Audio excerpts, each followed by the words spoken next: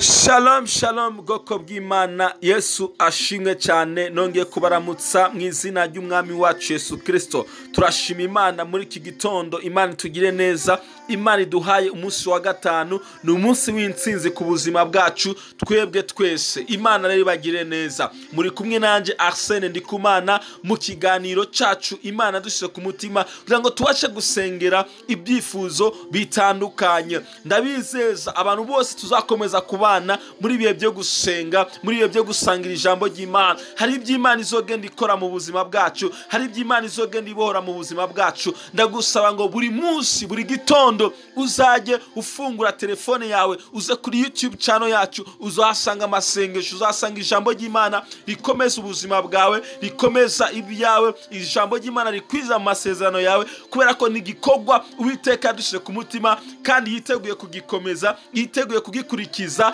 ibimenyetso n'ibitangaza. Imana rero ibagire neza. Twatangiranye inyigisho nziza, twatangiranye dusenga, kuko nagiye nsanga mu buzima bwacu hari ibyo Satani yibye. Hari igihe twasenze kinini cyane, ariko Satani n'abadayimoni ntibadukundira kwakira iby'Imana yadusezeranyije, iby'Imana yaduteguriye. Kubera iki? Kubera ko hari imyuka iri mu kirere igwanya ubuzima bwacu. Iyo myuka rero nahacu ho guhaguruka tukayisengera, tukayirukana, tukayisenya, tukayitwika, ikava mu nzira zacu, tukakira ibisubizo byacu. Twasomye ijambo ry'Imana riri muri Daniel igice c'10 umurongo wa 12 n'uwa 13. Ubwo twabonye ku munsi wa mbere Daniel yasenze, Imana yaramusubije, ariko ntiyabasha kubona ibisubizo bye kubera ko hari imyuka yitambitse mu kirere, ntiyabasha kwakira iby'Imana yamuteguriye. Niyo mpamvu rero tuko turasenga kugira ngo Satani arekure umugisha wawe, arekure urushako rwawe, arekure business yawe,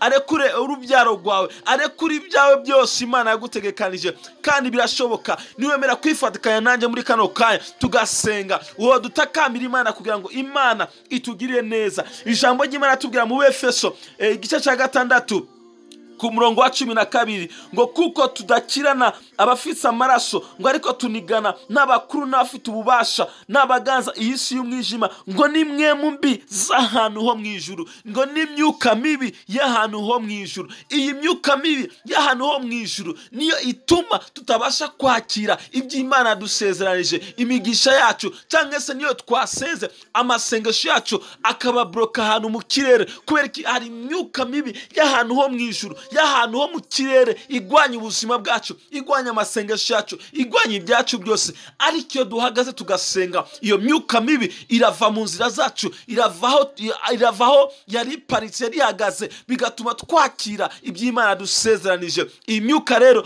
nahawe nanje ho guhaguruka tugasenga, tukayisenya, ikava mu kirere cyacu, tukakira ibitangaza byacu. Reka ngusabe muri uyu mwanya uzamura ijwi ryawe, wirukane iyo myuka, wirukane izo mbaraga zose za Satani n'abadayimoni, za karande ziri mu buzima bwawe zituma utakira iby'Imana yagusezeranije. Zamura ijwi ryawe usenge mu izina rya Yesu Kristo. Mwami, muri kano kanya ndategeka imyuka mibi y'ahantu ho mu kirere yabujije ubwoko bwawe kugera ku migisha yabo, kugera ku byo wabasezeranije, iyo myuka ive mu nzira zabo, ive mu kirere cyabo mu izina rya Yesu Kristo. Satani n'abadayimoni, imyuka mibi mwese, karande zo mu miryango, ndabasenya muri kano kanya. Rekura umugisha w'abana b'Imana, rekura iby'abana b'Imana mu izina rya Yesu Kristo. Vaho, rekura. Turashaka kubona ibisubizo byo twasengeye. Abana b'Imana bakira umugisha wabo, bakira ibisubizo by'ibyo basengeye mu izina rya Yesu Kristo. Umuriro w'Imana utwike buri imbaraga yose, buri mwuka wose witambitse imbere y'ubwoko bw'Imana mu izina rya Yesu Kristo. Amen. Uwiteka bagire neza.